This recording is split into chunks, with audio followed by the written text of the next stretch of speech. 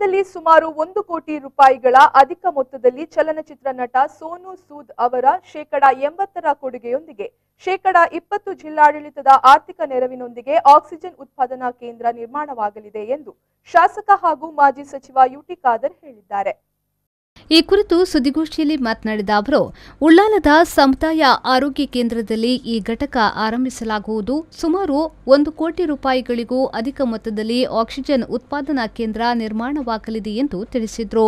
ಮಂಗಳೂರು ವಿಧಾನಸಭಾ ಕ್ಷೇತ್ರಕ್ಕೆ 2.10 ಕೋಟಿ ರೂಪಾಯಿ ವೆಚ್ಚದಲ್ಲಿ ಕರ್ನಾಟಕ ಪಬ್ಲಿಕ್ ಸ್ಕೂಲ್ ನಿರ್ಮಾಣಕ್ಕೆ ಸರ್ಕಾರದಿಂದ ಮಂಜೂರಾತಿ ದೊರೆತಿದೆ. ಬಂಟ್ವಾಳ ಹೊರತುಪಡಿಸಿದರೆ ಮಂಗಳೂರು ವಿಧಾನಸಭಾ ಕ್ಷೇತ್ರದಲ್ಲಿ ಈ ಶಾಲೆ ಆರಂಭವಾಗಲಿದೆ ಎಂದವರು ಹೇಳಿದರು.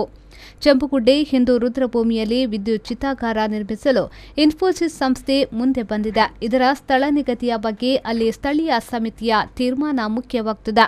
ಅವರ ಒಪ್ಪಿಗೆಯ ಪ್ರಕಾರ ಅಲ್ಲಿ ವಿದ್ಯುತ್ ಚಿತಾಗಾರ ಆಗಬೇಕೇ ಬೇಡವೇ ಎನ್ನುವುದು ತೀರ್ಮಾನವಾಗಲಿದೆ. ನಾನು ಯಾರ ಮೇಲೂ ಒತ್ತಡ ಹೇರಿಲ್ಲ. ಇಂತಹ ವಿಚಾರದಲ್ಲಿ ರಾಜಕೀಯ ಮಾಡಬಾರದು ಎಂದು ಯುಟಿ ಖಾದರ್ ತಿಳಿಸಿದ್ದಾರೆ. ಕರ್ನಾಟಕ ಪಬ್ಲಿಕ್ ಸ್ಕೂಲ್ ಅಂತ ಹೇಳಿ ನಮ್ಮ ಬಂಟ್ವಾಳ ತಾಲೂಕಿನ ಮಂಗಳೂರು ವಿಧಾನಸಭಾ ಕ್ಷೇತ್ರ ಎಲ್ಲ ಕ್ಷೇತ್ರದಲ್ಲಿ ಒಂದೊಂದಿದೆ. ನಮ್ಮ ಕ್ಷೇತ್ರದ ಮೊಂಟೆ ಪದವಿನಲ್ಲಿ ಇದಕ್ಕೆ 2,10,00,000 ರೂಪಾಯಿ ಇವತ್ತು ನಮಗೆ ಸ್ಯಾಂಕ್ಷನ್ ಆಗಿದೆ.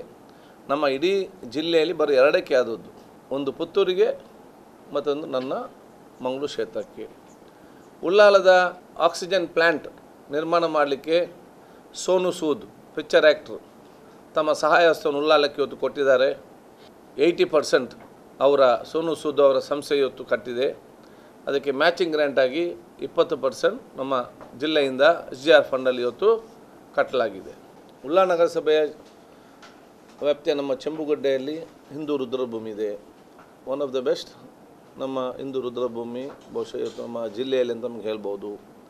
ನಾವು ಪ್ರತಿ ವರ್ಷವೂ ಕೂಡ ಉಳ್ಳಾಲ ನಗರಸಭೆಯ ವಿವಿಧ ಅನುದಾನದಲ್ಲಿ ಎಲ್ಲ ರೀತಿಯ ಡೆವಲಪ್ಮೆಂಟಲ್ಲಿ ಅಲ್ಲಿ ಬಹುಶಃ ಕಟ್ಟಿಗೆ ಇಡಲಿಕ್ಕೆ ರೂಮು, ಇಂಟರ್ಲಾಕ್, ಕಾಂಪೌಂಡ್ ವಾಲ್, ನೀರಿನ ವ್ಯವಸ್ಥೆ, ಲೈಟ್ನ ವ್ಯವಸ್ಥೆ, ಯಾವುದೆಲ್ಲ ಮೂಲಭೂತ ಸೌಕರ್ಯ ಆ ಸಮಿತಿಯವರು ಕೇಳಿದಾರ ಎಲ್ಲ ಮೂಲಭೂತ ಸೌಕರ್ಯವನ್ನು ನಮ್ಮ ನಗರಸಭೆಯ ಗ್ರ್ಯಾಂಟಿನಲ್ಲಿ ಕಾಂಗ್ರೆಸ್ ಅವಧಿಯಲ್ಲಿ ಇವತ್ತು ಅವರಿಗೆ ನಾವು ಮೀಸಲಿಟ್ಟು ಡೆವಲಪ್ಮೆಂಟ್ ಎಲ್ಲ ಆಗಿದೆ.